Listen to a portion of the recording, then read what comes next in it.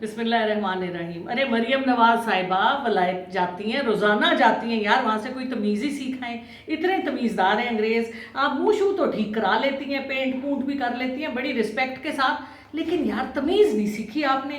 Array be be یہ جو آپ آپریشن کراتی ہیں، جب جاتی ہیں آپریشن کرا کے آ جاتی ہیں۔ جنیوا تو بہترین جگہ ہے، وہاں کتنے ارب روپے آپ نے لگائے آپریشن پہ۔ ویسے واہ کیا آپریشن ہے گلے کا کہ 2 دن میں آپ دوبارہ سے ٹھیک ہو گئی۔ کیا بات ہے جی، ایسے آپریشن ہم نے بھی کروانے ہیں۔ اور بی بی آپ ڈوب مرے، ڈوب مرنے کی تو آپ کی تحریک ہے جو کہتی تھی کہ میری باہر کیا پاکستان میں بھی کوئی جائیداد نہیں۔ ارے آپ تب نہیں ڈوب مری جب ایون فیلڈ آپ کے نام نکلا۔